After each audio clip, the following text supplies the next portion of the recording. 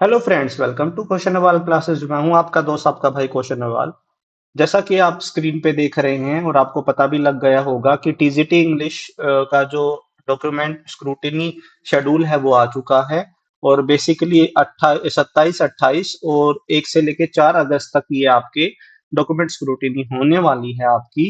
और prescribed roll number है आपके भाई। आपका जो रोल नंबर अगर इस सीरीज के अंदर आता है तो आपका पहले से शेड्यूल्ड डेट है, आपको उसी दिन जाके आपका डॉक्यूमेंट स्क्रूटिनी करवाना है। ठीक है, ये आप मैंने अपने टेलीग्राम चैनल पे भी ये जो पीडीएफ है डाल दी है। अगर आपने अभी तक नहीं देखा है तो वहां पे जाके आप डाउनलोड कर सकते हैं या आप वेबसाइट से भी कर सकते हैं डाउनलोड।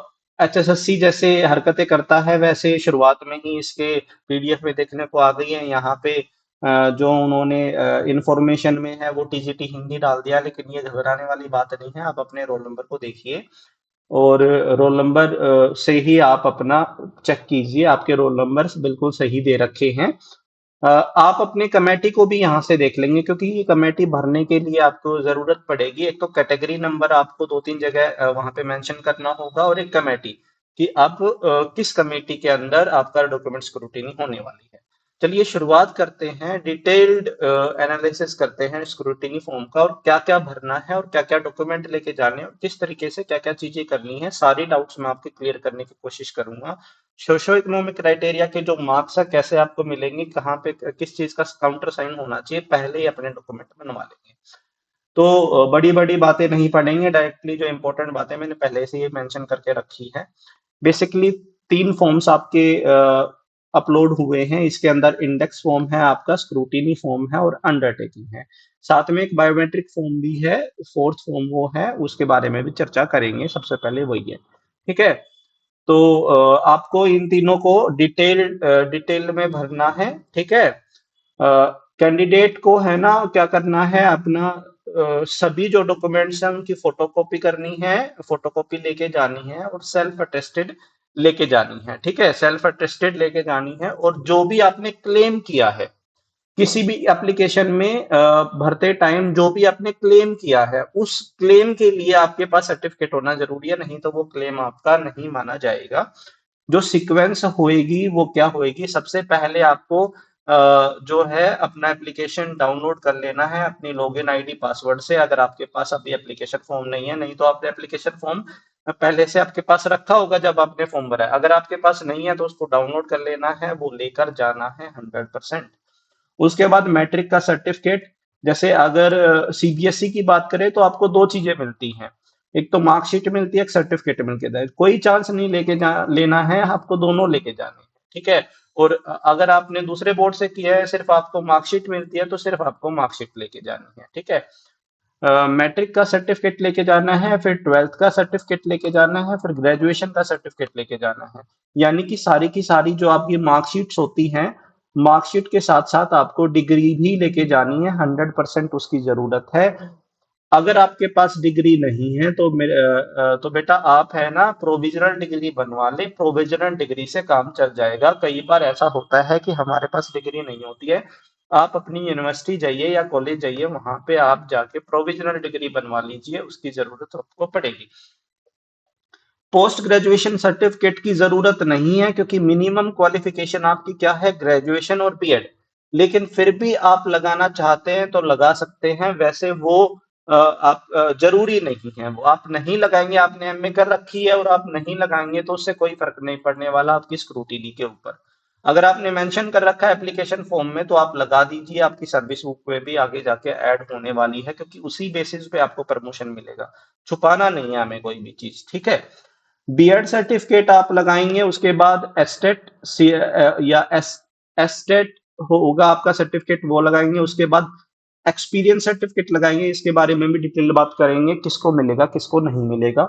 सोशो इकोनॉमिक कोई भी सर्टिफिकेट है, जैसे नो जॉब सर्टिफिकेट है या 1,80,000 से नीचे इनकम का सर्टिफिकेट है, जो भी आपके पास सर्टिफिकेट है वो आपको लगाना है। उसके बाद कास्ट सर्टिफिकेट, यानी कि अगर आप किसी कैटेगरी से बिलोंग करते हैं, एससी से बिलोंग करते हैं, बीसीए या बीसीबी से बिलोंग करते हैं, तो वो आपको सर्टिफिकेट लगाना है। अगर फिजिकली हैंडीकैप्ड हैं तो उसके लिए पीडब्ल्यूडी या उसका कोई सर्टिफिकेट आपके पास है तो वो आपको लगाना है। उसके बाद आपको डोमिसाइल लगाना है। इसके अलावा जैसे अंडरटेकिंग इन्होंने दे रखी है एक, उसके बारे में बात करेंगे आगे जाके, वो आपको लगानी है। तो आपका जो सीरीज होनी चाहिए डॉक्यूमेंट की वो हूबहू ऐसे ही होनी चाहिए जैसे आपके सामने मेंशन कर रखा है। ठीक है। उसके बाद उन्होंने बोला है कि हर पेज पे आपको मार्क करना है, नंबर सीरियल नंबर डालना है। जैसे कि आपने 10th की मार्कशीट लगाई है फॉर एग्जांपल, सबसे पहले आपने स्क्रूटिनी फॉर्म लगाया, उसका सीरियल नंबर 1 हो गया, उसके अंदर 2 पेज हैं, पहले पेज पे 1 हो गया, दूसरे पेज पे 2 हो गया, तो हर पेज पे आपको मार्क करना है। उसके अलावा फिर आपको टैग करना है, एक फाइल कवर लेके जाना है, इस चीज को ना बोले, अपने डॉक्यूमेंट एक फाइल में लेके जाए, मार्केट से कोई भी फाइल ले ले, उसके अंदर आपको और सारे डॉक्यूमेंट टैग करने हैं। फाइल के ऊपर आपको अपना कैंडिडेट का नेम लिखना है, रोल नंबर लिखना है, उसका नाम पोस्ट लिखना है, एडवर्टीजमेंट नंबर लिखनी है, कैटेगरी लिखनी है, तो और कमेटी नंबर लिखना है और डेट ऑफ स्क्रूटिनी लिखनी है। ये फाइल के ऊपर आप मेंशन करेंगे ही करेंगे, फाइल लेके जाएंगे, फाइल के अंदर टैग करके यानी कि बांध करके आप उसको लगाएंगे। तो धागे वाली फाइल आती है ना, वो ले लेंगे ना, सिंपल सी, जो 10 रुपए की आती है। ठीक है। तो सभी डॉक्यूमेंट उसके अंदर लगा लेंगे। अब देखो ये डमी मैंने भरा है मेरे भाई, अगर किसी भाई का ये रोल नंबर है तो उसका ये नाम है या नहीं है मुझे नहीं पता है। मैंने सिर्फ है ना उस सीरीज में से एक रोल नंबर उठा के और अपना डमी नेम ये लगा दिया है। ठीक है। तो पहला जो है बायोमेट्रिक वाला जो परफॉर्मा है वो कहाँ तक आपको भरना है, आपको पोस्ट का नेम भरना है। भरने से पहले मैं आपको एक बात क्लियर कर देता हूं, जो भी आप स्क्रूटिनी फॉर्म या किसी भी डॉक्यूमेंट में आप भरेंगे, सभी के सभी कैपिटल लेटर्स का यूज आप करेंगे, स्मॉल लेटर्स का यूज नहीं करेंगे, ब्लॉक लेटर्स का यूज करेंगे, कैपिटल लेटर्स का यूज करेंगे, अच्छे से साफ साफ खुला खुला लिखेंगे। हर लेटर सामने वाले को साफ सुथरा समझ में आना चाहिए। कोई भी जो कटिंग होती है हम या ओवर राइटिंग कर देते हैं, तो मेरे भाई मेरी ये सलाह होगी कि ओवर राइटिंग अगर आपसे हो जाती है तो आप दूसरा एक प्रिंट आउट, उस पेज का दूसरा प्रिंट आउट निकाल लें, किसी भी तरीके से ओवर राइटिंग ना करें स्क्रूटिनी फॉर्म में, बहुत ज्यादा इंपॉर्टेंट है ये आपके लिए। ठीक है।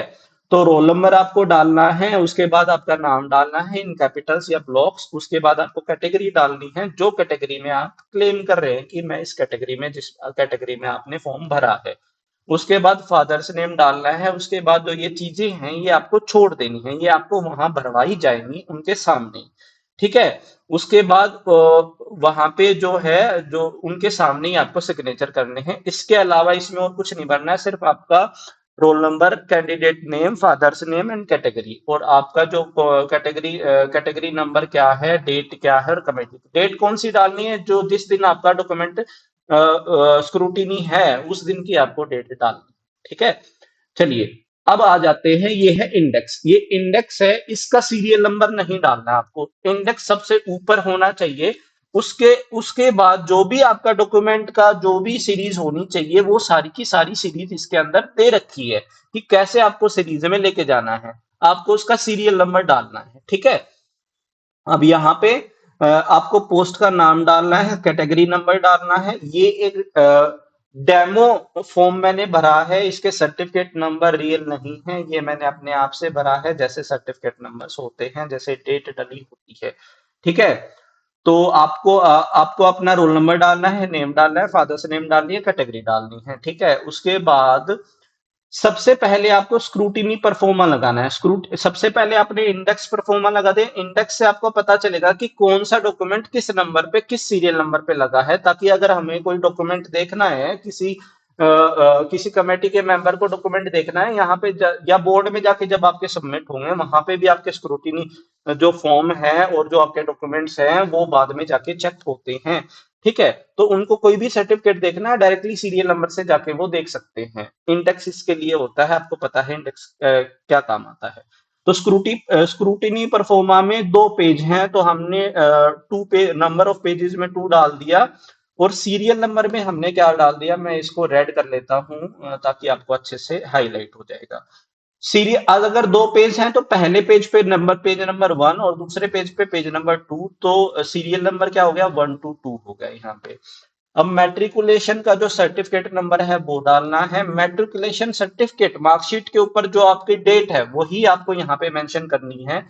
किस अथॉरिटी ने वो इशू किया है। अगर आपने सीबीएसई से किया है तो सीबीएसई, और Haryana board of secondary education से किया है तो बीएसईएच आएगा उसमें, ठीक है। तो वो आप पे डिपेंड करता है कहाँ से आपने किया है, या और किसी दिल्ली से किया है या और किसी राजस्थान से किया है, तो जो भी आपका बोर्ड का नाम है वो इशूइंग अथॉरिटी यहाँ पे आएगी। मैट्रिकुलेशन की आपने जितने भी मार्कशीट या सर्टिफिकेट लगाए हैं उसका नंबर और उसका सीरियल नंबर यहाँ पे मेंशन करना है। इसी तरह 10th का, फिर ग्रेजुएशन का। अब ग्रेजुएशन में कई बच्चों ने जो ग्रेजुएशन कर रखी है उसमें कई बच्चों का ईयरली होगा और कई बच्चों का सेमेस्टर वाइज होगा। तो semester wise, basically semester wise होगा तो उनके पास 6 मार्कशीट होंगी, और ईयरली होगा तो उनके पास 3 मार्कशीट होगी, प्लस एक आपकी डिग्री, ठीक है। तो आपको इस तरीके से मेंशन करनी है, 6 + 1 7 हो गया आपके नंबर ऑफ पेजेस, और उसका सीरियल नंबर आपने डाल दिया।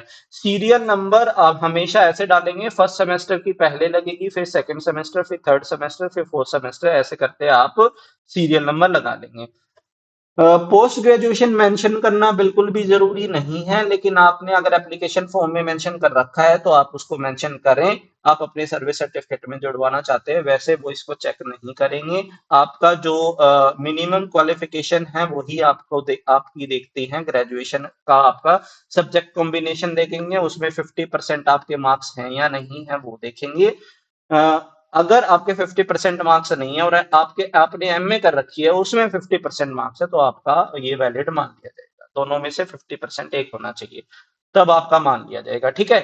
तो उसकी जो जहां से आपने कर रखी है, for example Maharshi Dayanand university से कर रखी है, वैसे तो आपको ये मेंशन करे कि पूरा लिखिए महर्षि दयानंद यूनिवर्सिटी। अगर आप लिख सकते हैं, ये राइटिंग पैड से लिखा था तो इसलिए मैंने एमडीयू लिख दिया, पूरा लिखे बहुत बेहतर रहेगा, ठीक है। बीएड आपने कहां से, इन सभी में से जो आपने किया था वो उसके ऊपर टिक कर दें।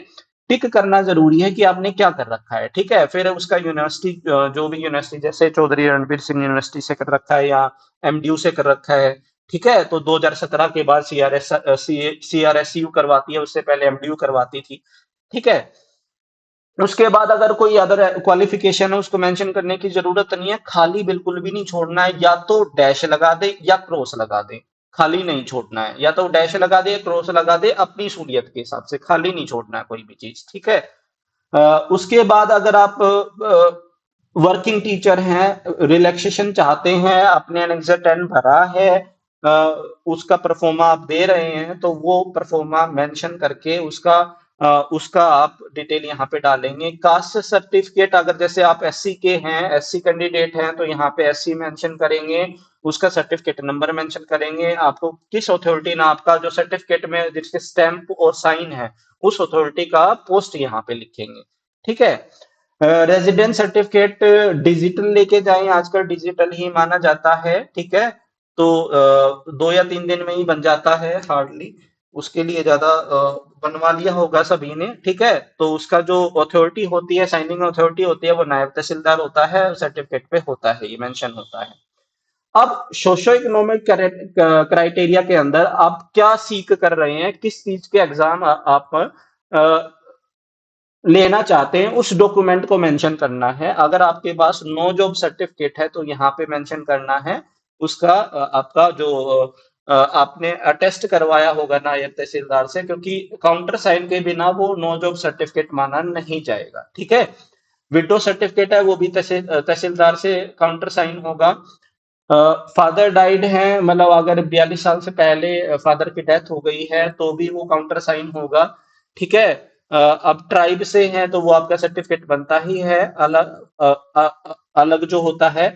एक्सपीरियंस सर्टिफिकेट जो होगा आपका डीईओ से साइन होना चाहिए, और आगे जाके मेंशन करेंगे जब इसका डिटेल स्क्रूटिनी फॉर्म में भरना होगा तो हम इसको मेंशन करेंगे। यानी कि जो भी आपके पास, अगर आपने सोशो इकोनॉमिक क्राइटेरिया में कोई भी चीज अगर आपने क्लेम की है तो उसका सर्टिफिकेट आपको लगाना है और काउंटर साइन लगाना है, और वो भी स्क्रूटिनी फॉर्म में मेंशन कर रखा है कि किसके काउंटर साइन होने चाहिए। अभी हम उसके बारे में बात करेंगे आगे चल के। तो वो सर्टिफिकेट, उसकी इशूइंग अथॉरिटी, उसका इशूइंग डेट और उसका सीरियल नंबर यहाँ पे आपको मेंशन करना है। उसके बाद अगर आपने कोई भी क्लेम नहीं किया है या आपने पहले क्लेम किया था अब छोड़ना चाहते हैं, तो उसके लिए अंडरटेकिंग दे रखी है एक, उस अंडरटेकिंग को एनी अदर डॉक्यूमेंट में मेंशन करेंगे। कैसे मेंशन करेंगे? जैसे मैंने कर रखा है। ये सिंपल सा है। अगर आपने कोई डॉक्यूमेंट आपके पास है, अगर उसको मेंशन करना है तो उसके लिए तो अलग कैटेगरी डाल ही रखी है। उसके अलावा अगर आप अंडरटेकिंग दे रहे हैं, कोई भी क्राइटेरिया छोड़ना चाह रहे हैं, तो उसके लिए हमारा अनदर एनी अदर डॉक्यूमेंट का जो कॉलम है उसमें आप मेंशन कर देंगे उसका और सीरियल नंबर डाल देंगे। कितने नंबर ऑफ पेजेस है? 1 to 20। जैसे मैंने यहाँ पे 26 पेज का बनाया है, तो 26 यहाँ पे मेंशन करना है, यानी कितने पेजेस आपने डॉक्यूमेंट के लगाए हैं। उसके बाद आपके साइन होंगे, साइन विद डेट होंगे 100%। इसके बाद आ जाता है हमारा असली काम, स्क्रूटिनी परफॉर्मा। बड़े ध्यान से पढ़ेंगे। यहाँ पे मेंशन करेंगे, फॉर एग्जांपल किसी का बच्चे का 27/7/2023 को है तो वो डेट मेंशन करेगा। कमेटी फॉर एग्जांपल उसकी डी है तो वो कमेटी यहाँ पे मेंशन करेगा। रोल नंबर अपना मेंशन करेगा, मोबाइल नंबर अपना मेंशन करेगा, ईमेल आईडी अपनी मेंशन करेगा। मैंडेटरी है, ये आपको मेंशन करनी ही है। Father's name, sorry, candidate's name और father's name and your category, you have to mention all. अब यहाँ पे आपको भरना है सर्टिफिकेट नंबर। अब यहाँ पे यस नो का कॉलम है, बड़ा इंपॉर्टेंट है, ये ध्यान देंगे। मैट्रिकुलेशन है, यस, यहाँ पे आपको सर्टिफिकेट नंबर डालना है, इशू डेट डालनी है, इशूइंग अथॉरिटी डालनी है। हिंदी संस्कृत जिस क्लास में आपने पढ़ी थी उसको मेंशन करना है। मैट्रिक में ही लगभग सबने पढ़ी थी, या तो हिंदी पढ़ी होगी या संस्कृत। वहां पे यस करके जिस क्लास में पढ़ी थी, फॉर एग्जांपल मैट्रिक में आपने हिंदी पढ़ी होगी 100%, तो मैट्रिक का ही डालना है सर्टिफिकेट नंबर। ठीक है। अब यहाँ पे आपका एजुकेशन क्वालिफिकेशन आ जाती है। एजुकेशन क्वालिफिकेशन देखो 4 क्राइटेरिया दे रखे हैं। जिस क्राइटेरिया के अंदर आप आते हैं, जिस क्राइटेरियन के अंदर आप आते हैं, उसी क्राइटेरियन को आपको मेंशन करना है। ठीक है। जैसे कि अगर आपने बैचलर डिग्री की है, अगर आपने ग्रेजुएशन की है 50% से, और उसके साथ आपने बीटीसी, जेबीटी या डीएड की है या डीएलएड की है, अगर वो आपने कर रखा है, जेबीटी कर रखी है, तो यहाँ पे यस करेंगे और उसकी डिटेल डालेंगे यहाँ पे। अगर आपने ग्रेजुएशन कर रखी है, नहीं कर रखा है, तो उसके सामने नो भरना है। अगर आपने बैचलर डिग्री कर रखी है, आपने इलेक्टिव लेके, कोर लेके या ऑनर्स लेके, ये मेंशन करना है, टिक करना है उसके ऊपर। ग्रेजुएशन कर रखा है और बीएड कर रखी है, तो यहाँ पे जैसे मैंने टिक कर रखा है वैसे टिक करके यहाँ पे यस करके आप अपना ग्रेजुएशन का जो डिग्री है, जो ग्रेजुएशन का जो नंबर है वो डाल देंगे, और साथ में डेट और उसका आपका यूनिवर्सिटी का नाम। ठीक है। बाकी चीजों में नो नो हो जाएगा। हायर क्वालिफिकेशन है, तो हायर क्वालिफिकेशन में यहाँ पे मेंशन कर देंगे एमए इंग्लिश। ये मैं मेंशन करना भूल गया था, अभी कर देता हूँ। यहाँ पे मेंशन कर देंगे एमए इंग्लिश, और एमए इंग्लिश में यस करके, यहाँ पे यस करके, और बाकी अब भर देंगे। यस नो कॉलम में सिर्फ यस और नो ही करना है। तो एस्टेट वाला है तो 26/10/2022 तक वो वैलिड होना चाहिए, ये यहाँ पे आपको मेंशन कर देना है। ठीक है। चलिए, अब सीटेट वाला जो केस है, जो विदहोल्ड किया गया है, वो सीटेट वाले जो बच्चे हैं वो वहां पे जाके ही इस कॉलम को भरेंगे। जो कोर्ट का जो आदेश आया है कि इनकी सीट रोकी जाए, तो वो वहीं पे जाके करेंगे। वो आप एस्टेट वाले जो है वो पहले से ही भर के ले जाएंगे। ठीक है। क्योंकि उन पे डिपेंड करता है ये सारी चीजें। इसके अलावा एज रिलैक्सेशन का है, वो मेंशन करना है। जो आपकी कैटेगरी है वो मेंशन करना है, ये पहले ही बात हम कर चुके हैं। यहाँ पे सिग्नेचर करना है। नीचे वाली चीज ऑफिशियल यूज के लिए है, आपके लिए नहीं है। ठीक है। अब बात करते हैं सोशो इकोनॉमिक क्राइटेरिया की। सबसे पहली जो बात है वो क्या है? Certificate should be verified by tehsildar और नायब तहसीलदार। यहाँ पे आपको अगर नो जॉब सर्टिफिकेट है, देखो यहाँ पे अगर आपका जैसे इस कॉलम में जैसे यस कर दिया मैंने, यस इसलिए किया है क्योंकि अगर किसी का हस्बैंड है या फैमिली मेंबर है वो सरकारी नौकरी में है, तो आपका यहाँ पे यस आ जाएगा। अगर यहाँ पे आप नो भरते हैं तो आपको नो जॉब सर्टिफिकेट आपको प्रेजेंट करना पड़ेगा बोर्ड के सामने, कमेटी के सामने, और वो काउंटर साइन होना चाहिए आपका तहसीलदार और नायब तहसीलदार का। आपको पता है कैसे बनवाना है, बहुत अच्छे आप समझदार हैं सभी बच्चे। अगर आपकी जो सैलरी है वो 1,80,000 से कम है, तो उसके लिए भी इनकम सर्टिफिकेट आपको देना पड़ेगा। अगर दोनों में ये यस करते हैं, इसमें नो करते हैं और इसमें यस करते हैं, तो यहाँ पे इशूइंग अथॉरिटी नायब तहसीलदार आ जाएगा, यहाँ पे इशूइंग अथॉरिटी नायब तहसीलदार आ जाएगा। यहाँ पे आपका जो है क्या कहते हैं, यहाँ पे एनेक्सर नंबर आ जाएगा आपका, और यहाँ पे आ जाएगा इशूइंग डेट, जिस दिन आपके तहसीलदार ने साइन किए हैं उसी दिन का आपको ये यहाँ पे डेट डालनी है। ठीक है, सिंपल सी बात है, आपको समझ में आ गई होगी। विडो है तो उसके लिए भी नायब तहसीलदार का ही साइन होगा। फादर अगर 42 साल से पहले अब पहले या दूसरे बच्चे हैं और 42 साल से पहले उनकी डेथ हो गई थी अटेन करने से पहले, तो वो काउंटर साइन उसका सर्टिफिकेट बनवाना है, वो भी नायब तहसीलदार से ही काउंटर साइन होगा। अब 15 साल से पहले आपकी एज 15 साल थी, उससे पहले अगर आपके फादर की डेथ हो गई थी तो उस केस में भी आपको ये बेनिफिट मिलेगा। विमुक्त जाति या तपरीवास जाति से डिनोट करते हैं, उसका सर्टिफिकेट आपका बना होगा। अब बात करते हैं एक्सपीरियंस सर्टिफिकेट की, जो सोशो इकोनॉमिक क्राइटेरिया, जो मैक्सिमम आपको 4 मार्क्स मिल सकते हैं। आधा नंबर मिलता है 1 साल का, ठीक है, मिनिमम 6 महीने का आपका होना चाहिए। और क्लियरली एडवर्टीजमेंट में भी मेंशन है, क्या मेंशन है कि हरियाणा गवर्नमेंट के अंदर कोई भी डिपार्टमेंट आता है, हरियाणा गवर्नमेंट के अंदर आता है, कहाँ गया पेन, ठीक है, हरियाणा गवर्नमेंट के अंदर कोई भी डिपार्टमेंट आता है, या बोर्ड कॉर्पोरेशन या कंपनी या स्टैट्यूटरी बॉडी या कमीशन या अथॉरिटी कोऑपरेटिव बैंक्स आते हैं हरियाणा गवर्नमेंट के अंदर, उनके अंदर अगर आपका कंसर्न पोस्ट से लेके कंसर्न पोस्ट के लिए आपका, जैसे टीजीटी का एग्जाम आप दे रहे हैं, तो टीजीटी से रिलेटेड ही आपका होना चाहिए, और वो भी सिर्फ हरियाणा गवर्नमेंट का। और ये क्लैरिफिकेशन आ चुका है, KVS, NVS, Delhi, other state के जो कॉन्ट्रेक्चुअल टीचर्स का जो एक्सपीरियंस सर्टिफिकेट है वो मान्य नहीं है, सिर्फ हरियाणा गवर्नमेंट का ही मान्य है, बाकी लोगों को ये नहीं मिलेगा। ठीक है, और एनेक्सर 3 में स्पेसिफाई है, क्लियरली मेंशन है, तो इस बात का ध्यान रखेंगे अगर आपके पास सर्विस। और ये जो है डिस्ट्रिक्ट एजुकेशन ऑफिसर या डिस्ट्रिक्ट एलिमेंट्री एजुकेशन ऑफिसर से काउंटर साइन होना चाहिए, नहीं तो आपका नहीं चलेगा, ये बनवा लें।